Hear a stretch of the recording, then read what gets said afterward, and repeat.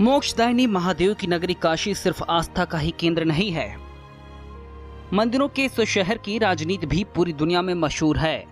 दिन की शुरुआत हर हर महादेव के जयघोष से होती है तो शाम राजनीति की चुस्कियां लेती चाय के साथ ढलती है। काशी विश्वनाथ की नगरी में सियासी चाय भी यहाँ के हर घाट और हर गली कूचे में पकती है। यूपी की सियासत की धुरी भी कंकड़ कंकड़ शंकर के शहर काशी से ही घूमती है। बनारसी साड़ी के लिए पूरे विश्व में एक अलग पहचान रखने वाले काशी को 2014 के लोकसभा चुनाव ने एक अलग पहचान दी थी। देश की सबसे वीआईपी सीट वाराणसी का हर वोटर किसी भी पार्टी का खेल बनाने और बिगाड़ने का मादा रखता है। यहाँ की सियासत सकरी गलियों से निकलकर 80 घाट होते हुए दिल्ली की सत्ता तक पहुँचती है, जो किसी को भी सत्ता के सिंहासन तक पहुँचाने की ताकत रखती है। देश में 1951-52 में पहली बार लोकसभा चुनाव हुए थे। तब वाराणसी जिले में लोकसभा की 3 सीटें बनारस मध्य, बनारस पूर्व और बनारस मिर्जापुर थी। 1951 में बनारस मध्य से कांग्रेस के रघुनाथ शर्मा चुनाव जीतकर सांसद बने, जो लगातार 3 बार लोकसभा का चुनाव जीते। 1967 में सीपीएम के सत्यनारायण सिंह ने कांग्रेस के रघुनाथ शर्मा को शिकस्त दी। 1977 में कांग्रेस विरोधी लहर में भारतीय लोकदल के चंद्रशेखर सांसद बने, जो बाद में देश के पीएम भी बने। काशी की धरती से बड़े बड़े दिग्गजों ने चुनाव लड़ा और काशी की जनता ने सभी को अपना आशीर्वाद दिया। देश की सबसे high profile Lok Sabha seat Varanasi से साल 2014 में नरेंद्र मोदी ने चुनाव लड़ा और देश के पीएम की कुर्सी तक पहुंचे। देश की सांस्कृतिक राजधानी कहे जाने वाली वाराणसी में अब तक 16 लोकसभा चुनाव में कांग्रेस 7 बार, बीजेपी 6 बार, जनता दल 1 बार, सीपीएम 1 बार और भारतीय लोकदल ने 1 बार जीत दर्ज की है। सपा और बसपा इस सीट पर खाता भी नहीं खोल सके हैं। 2014 लोकसभा चुनाव आंकड़ों के मुताबिक वाराणसी में 17,66,000 से अधिक मतदाता हैं। इनमें 5,93,000 से ज्यादा पुरुष और 4,36,000 से ज्यादा महिला मतदाता हैं। 2014 में यहां 58% से ज्यादा मतदान हुआ था। यहां 82% हिंदू और 16% मुस्लिम आबादी है, जो देश की राजनीति की धुरी बदलने का दम रखते हैं। ऐसे में वाराणसी के वोटर के दिल में क्या है, वाराणसी में कैसा है 2019 का चुनावी माहौल, कैसा शहर की जनता का चुनावी मिजाज, जानने के लिए चलते हैं काशी की जनता के पास।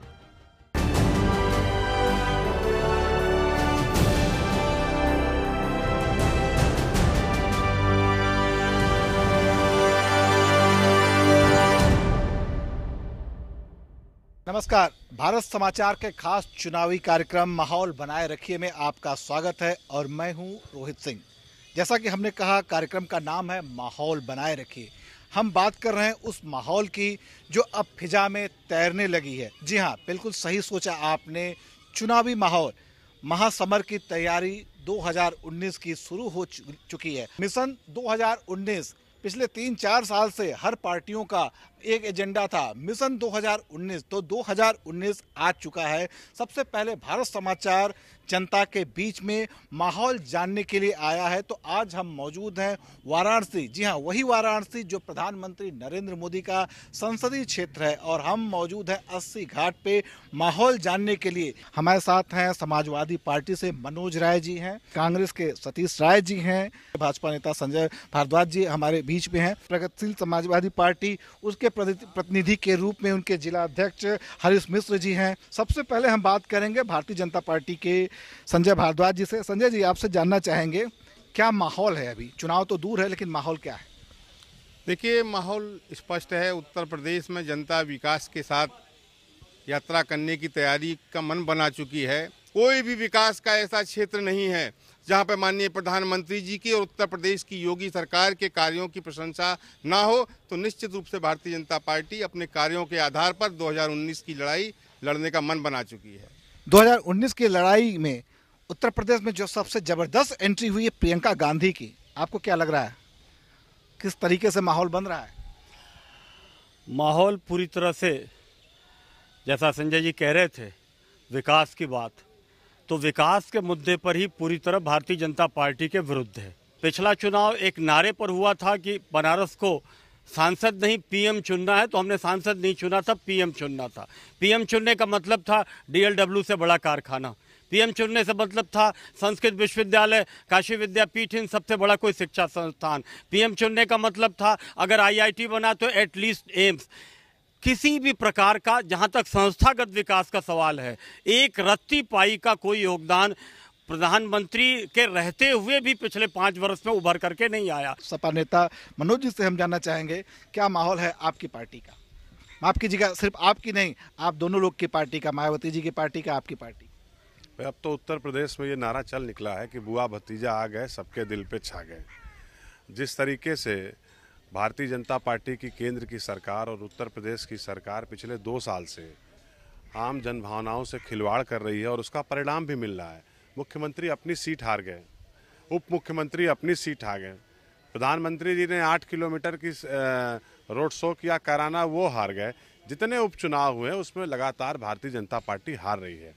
और बनारस जो प्रधानमंत्री जी का संसदीय क्षेत्र है, आप अभी इन गलियों में जो गंगा जो पहचान है बनारस की, गंगा की गलियों में जब आप घूमिएगा तो आपको पता चलेगा कहीं कुछ काम नहीं हुआ है। बनारस में कॉस्मेटिक विकास हो रहा है। आप अच्छे से हैं, बढ़िया से उस पर पाउडर क्रीम लगा दीजिए जिससे चेहरा और चमकने लगे, उस तरीके का विकास में बनारस में हो रहा है। आपका खेल बिगाड़ने के लिए आपके चाचा जान ही आ चुके हैं मैदान में, उनकी अपनी अलग पार्टी आ गई, यानी शिवपाल यादव की पार्टी।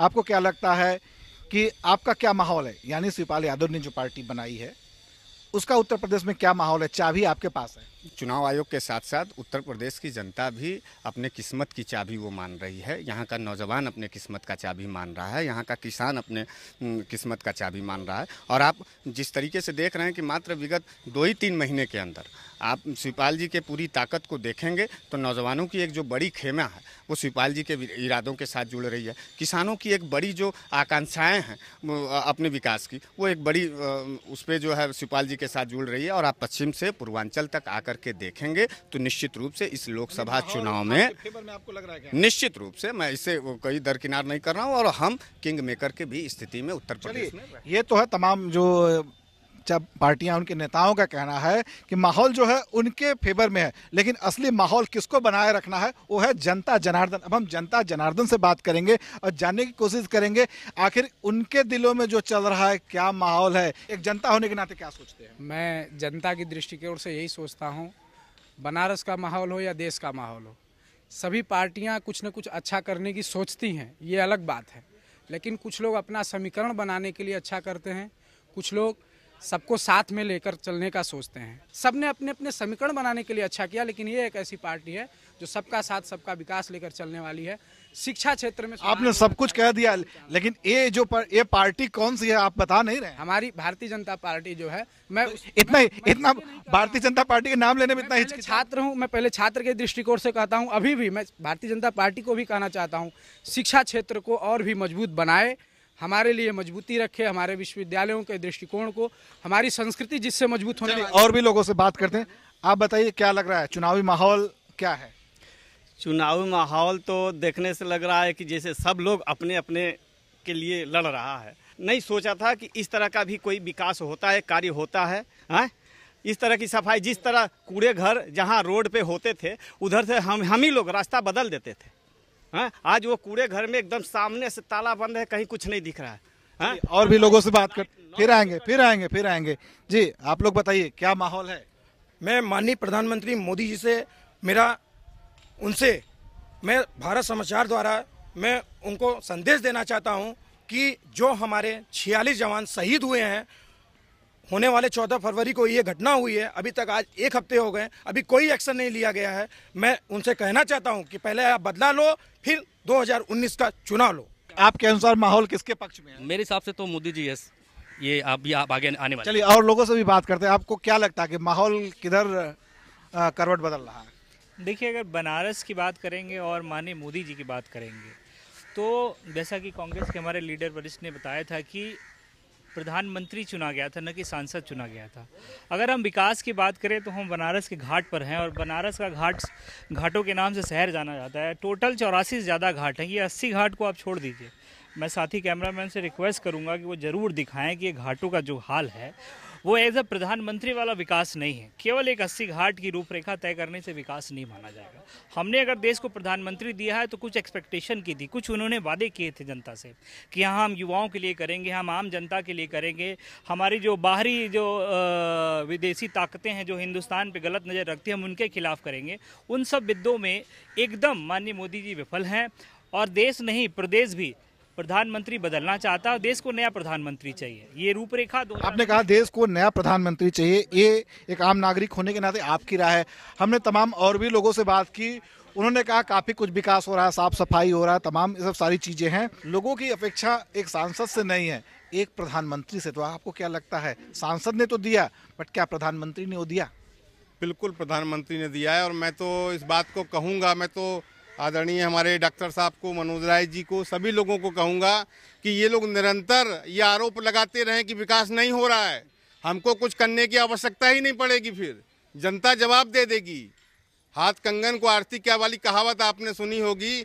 उत्तर प्रदेश में बनारस का विकास, यहाँ का एक दिव्यांग व्यक्ति जो आंखों से भी बेचारा ना देख सकता हो, वह भी बता देगा कि काशी में विकास कहाँ पहुँचा है। ईमानदारी से बोलने की जरूरत है, राजनीतिक भाव से नहीं। आप कुछ बोल रहे थे जी। देखिए ऐसा है कि सरकारें आती और जाती रहती हैं। इन्होंने कौन सी नई सड़क बना दी, बता दें कि कोई नई सड़क इन्होंने बनाई है? बनारस का विकास 34 किलोमीटर का है। एक मिनट, कहीं कोई नई सड़क बनी है? कहीं कोई बना? वही बनेगा, सड़क वही बनेगा, घर तो किसी को उखाड़ नहीं देंगे। सड़क कहीं नहीं बना सर, सड़क नहीं बना। आप लोग कहीं सड़क दिखाएं? रोहित जी इनका एक काउंटर मुझे कर लेने दीजिए। मैं ये बताइए, मनोज राय जी आरोप कर रहे हैं कि सड़क नहीं बनी। इन्हीं की सरकार में माननीय मुलायम सिंह जी का ये पुल 12 साल विकास की प्रतीक्षा कर रहा था। कब कर रहा था कि नहीं, आप बताइए। उत्तर प्रदेश की सरकार बनने के 6 महीने के अंदर ये पुल बना है, 6 महीने के अंदर। उन्होंने काउंटर किया। अब आपके साथ महमूदगंज का फ्लाईओवर रेलवे ने रोका था, ठीक है। फिर जब सरकार बदली तो इन्होंने परमिशन दिया। प्रधानमंत्री का पूरा विकास 34 किलोमीटर का है। जो लोग खुश हैं वो खुश रहें, हम खुश नहीं हैं। इसलिए नहीं कि हम दूसरे दल से हैं। जिसको विकास देखना है वो जाके देखे कि सारी सड़कों की आजमगढ़ की सारी अंडरग्राउंड वायरिंग हो गई। जाके सैफई देखे ना, सैफई का नाच देखने की बात करते हैं, विकास देखने की बात नहीं करते भाजपा के लोग। ये जिस घाट पे आप खड़े हो, इन दोनों मंडपों को आप छोड़ दो तो ये घाट 30 साल पहले बना हुआ घाट है। अगर 25 साल तक इस घाट पर मिट्टी जमी थी और नहीं हटती थी तो उसके लिए जिम्मेदार यहाँ का नगर निगम होता था, जिस पर भारतीय जनता पार्टी का भी थी। तो क्या नगर निगम की अपनी सरकार की विफलताओं को खत्म करने के लिए, केवल उसको ठीक करने के लिए काशी ने सांसद नहीं प्रधानमंत्री चुना था? अगर कोई नया इंडस्ट्रियल स्टेट बना हो बनारस पे तो आप बताओ, 2 इंडस्ट्रियल स्टेट पुराने हैं। कोई नया कल कारखाना बना हो तो बताओ, रोजगार के कोई नए साधन आए हो तो आप बताओ, नौजवानों के लिए शिक्षा के कोई नए संस्थान आए हो तो आप बताओ, कोई नया विश्वविद्यालय इंस्टीट्यूट आए हो तो बताओ। आप बताइए, आप क्या जी मैं पूछना चाहता हूँ, प्रधानमंत्री जी का ये संसदीय क्षेत्र है बनारस है, मैं डिजिटल इंडिया का वो नारा भी देते हैं। मैं पूछना चाहता हूं कि प्रधानमंत्री जी आपके इस संसदीय क्षेत्र में एक भी प्राथमिक विद्यालय जो डिजिटल हुआ हो, जहां जो ज़मीन पर बैठने वाले बच्चे आज भी जाड़े में सिसक करके पढ़ते हैं, क्या उनके लिए कोई बेंच का व्यवस्था किसी विद्यालय में किया गया है? संजय जी, अब समाजवादी पार्टी की अगर लोग, वो खासतौर से शिवपाल यादव जी अगर ये बात करें कि विकास नहीं हुआ है, शिवपाल यादव जी की पार्टी का विकास से क्या उद्देश्य? अभी आप सत्ता में थे, उत्तर प्रदेश के कैबिनेट मंत्री थे, उत्तर प्रदेश में इन्होंने दुर्गति कर रखी थी। पोस्टिंग के नाम पे दलाली, थाने बेचने का काम कौन करता था? देखिए दूसरी बात, स्वास्थ्य के आधार पर ट्रामा सेंटर कांग्रेस की देन थी, ये पूरा दुनिया जानता है। आपने फीता काटा, आपने नाजायज उसका लाभ लिया। आपको एक मिनट, दूसरी बात नाजायज आपने आपने नाजायज का मतलब थोड़ा सा। नाजायज का मतलब ये था कि बनाया गया था और उसकी उपलब्धि थी, कांग्रेस की थी, लेकिन आपने जबरदस्ती उसका फीता काटा, वो नाजायज हुआ। दूसरी बात, स्वास्थ्य के सवाल पर, यहाँ जिला अस्पताल है, मैं पूछना चाहता हूँ कि नरेंद्र मोदी जी आपके जिला अस्पताल में क्या ICU है NSU है स्वास्थ्य के सवाल पर। अगर जनता आपसे सवाल पूछती है तो आप सत्ता के आधार पर, सत्ता के हनक पर उसको जेलों के पीछे ढकेलने का काम करते हैं, लेकिन उनके सवालों को पूछने पर आपको नाजायज लगता है। बनारस में चुनावी चर्चा चल रही है, माहौल काफी गर्म है। जनता से भी हम कहेंगे कि आप यही टेम्परामेंट और यही माहौल लगातार बनाए रहिए। मिलते हैं छोटे से ब्रेक के बाद।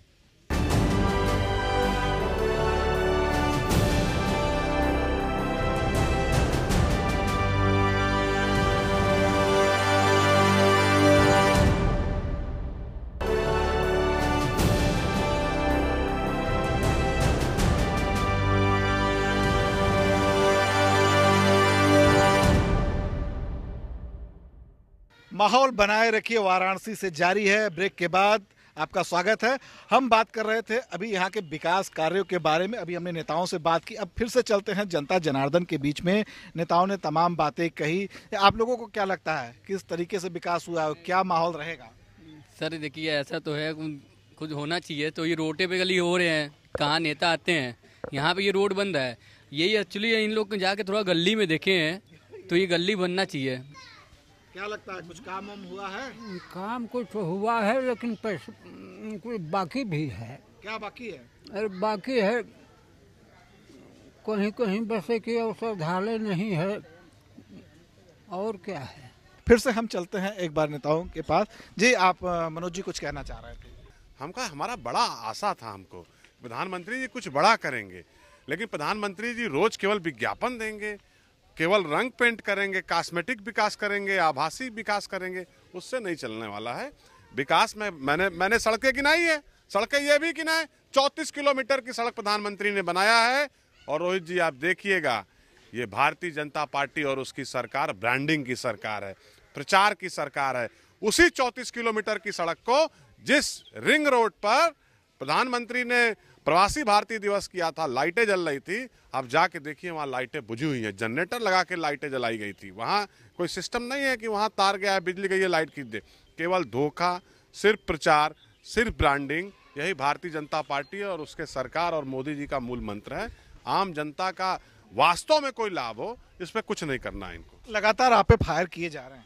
यहाँ की जनता से पूछ लीजिए आप, अभी समाजवादी पार्टी की सरकार में बनारस में 12-12 घंटे बिजली कटौती होती थी। यहाँ के लोगों से पूछिए, आज बिजली कटौती की आप देख लीजिए क्या स्थिति है। ये पूरे देश में मुंबई के बाद सबसे बड़ा केंद्र एक बन रहा है कैंसर का, जो 10 महीने के अंदर मोदी जी ने बनवाया है। बहरहाल चलते हैं जनता के बीच में। आप बनारस से या बाहर से? जी मैं गुजरात अहमदाबाद से हूँ। आप यहाँ घूमने आई हैं, आपको क्या परिवर्तन लग रहा है? आप प्रधानमंत्री के संसदीय क्षेत्र तो मतलब सोच कर आए थे काशी को क्यूटो बनाने का काम चल रहा है, पर कुछ भी विकास नहीं दिखा। वैसे हम मोदी जी के ही फैन हैं और आज भी आगे भी हम वोट मोदी जी को ही देंगे। पर एक हैरानी की बात, हैरानी की, हाँ मैं आ चुकी हूँ, मैं आ चुकी हूँ सर। तो मैं मानता हूँ, लेकिन अगर आप आई हैं और अभी के आधार पर बोल रही हैं,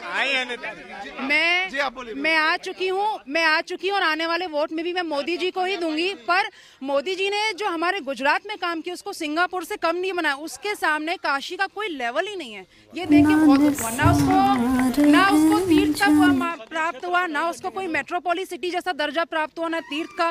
क्या हाल लगा पड़ा है, हम तो सेटिस्फाइड नहीं है। पर अभी भी वोट हम मोदी को ही देंगे कि शायद 5 साल इन्हें और मिले तो ये काम कर सके। ये गुजरात से आई हूँ, इनका कहना है कि जो सोच के आई थी वो तो नहीं मिला, लेकिन फिर भी दिल मोदी की ही तरफ है। आप देखिए गुजरात की जो महिला आई थी हमारी, उन्होंने क्या कहा कि हम तो यहाँ क्योटो देखने आए थे, मोदी जी ने टोटो शहर बना दिया। आपको क्या लगता है कि किस लेवल पे विकास हुआ है बनारस? आप विकास तो देख ही रहे हैं चारों तरफ। बाहर आप स्टेशन के बाहर आएंगे वहाँ आपको विकास मिलेगा, एकदम गंदगी स्टेशन ठीक सामने मिलता है। बनारस का तो वास्तव में विकास हुआ है। अभी मैं गोरखपुर गया था, गोरखपुर का भी विकास हुआ है।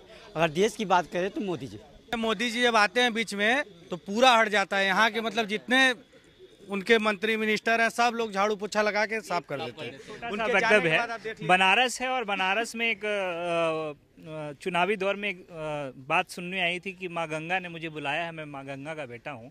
इस बार बनारस की धरती में एक ऐतिहासिक काम हुआ है कि भारतीय जनता पार्टी और हिंदुत्व को इतने बढ़ावा देने वाली भारतीय जनता पार्टी में बनारस का गंगा महोत्सव जो है वो ख़त्म कर दिया। केवल भारतीय जनता पार्टी ने मोदी जी के प्रचार के लिए वो गंगा महोत्सव को समाप्त कर दिया। उसको दूसरे रूप में किया गया। नहीं, क्यों किया गया? हम कह रहे हैं जिनका अगर मैं अपने पेरेंट्स को भूल जाऊं तो मेरा अस्तित्व क्या है? माँ गंगा ने बुलाया था और माँ गंगा का अस्तित्व लेके ही माननीय मोदी जी ने बनारस में प्रचार शुरू किया था। काम तो बहुत हुए हैं संजय जी, काम तो बहुत हुए हैं। जो गंगा में स्वच्छता की बात है, जितने भी STP बन रहे हैं, चाहे वो 250 mld का हो, 150 रामनगर में बन रहा है, आपके रमनाम बन रहा है, दुनिया भर के बन रहा है, ये सब गंगा सफाई के लिए उठाए गए सरकार के कदम हैं। आप देख लीजिए अभी गंगा का पानी, आप जो लोग अगर न्याय के साथ देखेंगे उसको, तो गंगा का पानी किसी से भी पूछिएगा पहले की तुलना में बहुत ज़्यादा साफ है। अगले 24 घंटे में कांग्रेस के नेताओं का बयान था कि अच्छे दिन कब आएंगे, मोदी जी के शपथ लेते ही। तो इस मानसिकता से तो भारतीय जनता पार्टी नहीं लड़ती। आपने अच्छे दिन की ख्याल एक बार फिर से करा दी। बस एक शब्द में जनता से कह देंगे, हाँ या नाम बताइएगा, अच्छे दिन आए? अगर घाट में हाँ या नाम अगर नहीं, हम ये आ रहे हैं, आएंगे नहीं, अच्छे दिन आ रहे हैं, आए। आप बताइए, अच्छे दिन आ रहे हैं? आ रहे हैं, आप बताइए। आ रहे हैं, आप बताइए अच्छे दिन। अरे सर, 70 साल का दुर्व्यवस्था इतना जल्दी आ जाएगी? बता दीजिए। आज का जो टेम्परामेंट है, यानी आज का जो माहौल है, आप इसको किस तरीके से बनाए रखेंगे और आने वाले दिनों में क्या क्या और कुछ अभी होने वाला है? हमने शुरुआत में ही आपसे कहा रोहित जी कि व्यापार चल नहीं रहा है, रोजगार के कोई अवसर इन्होंने पैदा नहीं किए, नौकरियां यहाँ दे नहीं रहे हैं। सवाल इस बात का है कि लोग वोट क्यों दें? सतीश राय जी, प्रियंका जी के आने के बाद से माहौल काफी बदला है। अब मतदान होने तक आपको क्या लगता है माहौल कैसा रहेगा?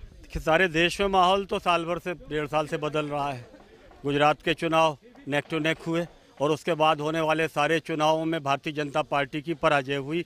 गुजरात जहां अध्यक्ष भी उनके, प्रधानमंत्री भी दोनों वहीं के थे, तो एक लोकल सेंटिमेंट में नेक टू नेक लड़ाई में किसी तरह जीत पाए। तो लगातार पराजय का भारतीय जनता पार्टी का जो सिलसिला चल रहा है वो 2019 में देश में सत्ता परिवर्तन का शंखनाद है। मोदी जी, आप बनारस में माँ गंगा को लेकर के माँ कह करके आए थे, आप आइए, आपका स्वागत है, आप हमारे प्रधानमंत्री। इसी 80 घाट पर आपने फरसा चलाकर सफाई किया था। मैं आपसे एक रिक्वेस्ट करता हूँ, भावनात्मक रिक्वेस्ट करता हूँ कि आप दोबारा आइएगा और इसी गंगा घाट पर माँ गंगा के जल को हम लोग चरणामृत कहते हैं, एक लोटा निकालिएगा और गड़गड़ गड़गड़ पीजिएगा और कहिएगा हर हर गंगे। हम मान जाएंगे कि आप उनके वाजिब औलाद थे। आप 2000 रुपये का बिस्लेरी पानी पीते हो और आज माँ गंगा का चरणामृत आचमन करने लायक नहीं है। इस दर्द के साथ और इस आक्रोश के साथ मैं आपसे कहना चाहता हूं कि आपकी पूरी कार्यकाल निकम्मियत की रही है। ये माँ गंगा का अपमान कर रहे हैं। ये पूरा गंगा जल ही वाराणसी की जनता पी रही है। आप पी लो, ये घाट के मल्ला लोग पीते हैं, हम लोग पीते हैं, गंगा का पानी पीते हैं। नरेंद्र मोदी जी, आप माँ गंगा का चरणामृत समझ करके एक लोटा पानी, गंगा का अपमान मत करिए आप लोग, बिल्कुल करिए। आप देखिए गंगा के जल को लेकर देख लीजिए, गंगा का कीचड़ पानी। अब आते पब्लिक में। एक बात इन लोग से पूछिए, आज से 4 साल पहले ना देश हमारा गरीब था, एकदम विकासशील देश था, एकदम गंगा स्वच्छ थी। आप ये बता दीजिए कि आज ही भ्रष्टाचार, 4 साल पहले से भ्रष्टाचार नहीं था कि गरीब नहीं था? बेशक ये जायज सवाल है, क्योंकि 5 साल अगर एक सरकार ने काम किया तो 5 साल में उसका मूल्यांकन होगा। अभी हमारे बनारस के साथी ने कहा कि इसके पहले भी घोटाला होता था। उन्होंने कहा कि संसद जांच क्या नहीं होता था घोटाला? तो भाई उसी घोटाले को बदलने की बात करके तो आप आए थे। आज आप खनन घोटाला, ईडी का छापा, चाहे जितना मन उतना करा लो, साबित कर लो, लेकिन इस सरकार में IPL घोटाला, ललित मोदी किसके खास थे? वसुंधरा जी के। घर घर PNB घोटाला, नीरव मोदी अंबानी के रिश्तेदार, मोदी जी के साथ फोटो।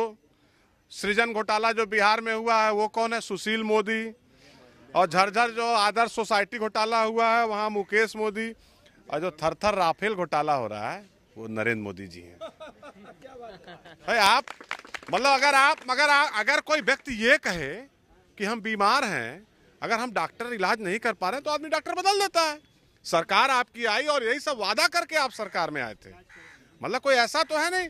डॉक्टर आपने कार्यक्रम के अंतिम में बड़ी अच्छी बात की, डॉक्टर की। क्या डॉक्टर बदलने के मूड में है? हाँ नहीं बोलिए। बिल्कुल डॉक्टर बदलने के, हाँ बदला जाएगा। डॉक्टर बदला जाएगा, बदला जाएगा, डॉक्टर बदला जाएगा। कि संतुष्ट हैं? किस तरह की डॉक्टर? अरे डॉक्टर मीन्स आपका जो प्रधानमंत्री बिल्कुल नहीं, हमें यही डॉक्टर चाहिए। बिल्कुल बदला जाएगा? नहीं बदला चाहिए, नहीं बदला। डॉक्टर से संतुष्ट है? मोदी फिर आएगा। तो ये है बनारस के जनता की राय। बनारस की जनता से बात करें तो सामान्य रूप से अन्य प्रदेशों, अन्य जगहों की जनता की अपेक्षा काफ़ी प्रबुद्ध है। बनारस की अखड़ी जनता है। ये राफेल तक के मुद्दे पे वो अपनी विचार रखती है। गंगा के मुद्दे पे तो यहाँ घर घर के बच्चे भी अपने विचार रखते हैं। तो निश्चित रूप से एक अलग किस्म के बुद्धिजीवी लोग हैं बनारस में, जिनकी राय आपने सुना और आपको इससे एहसास हुआ होगा कि अन्य जगहों की अपेक्षा बनारस का माहौल चुनावी कैसा है। बहरहाल हम जनता से यही कहेंगे कि चुनाव के जब तक मतदान न हो जाए आप लोग यही माहौल बनाए रखिएगा, क्योंकि आपका जो माहौल बनाने का यानी दबाव बनाए रखने का है, उसी क्रम में ये जो तमाम नेता हैं वो भी माहौल में ढले रहेंगे। अन्यथा फिर से वही होगा, मतदान के बाद आपके हाथ कुछ नहीं होगा, नेताओं के हाथ बहुत कुछ होगा। बहरहाल आप माहौल बनाए रखिए। हम मिलेंगे कल फिर एक नई कड़ी में किसी अन्य शहर में। देखते रहिए भारत समाचार।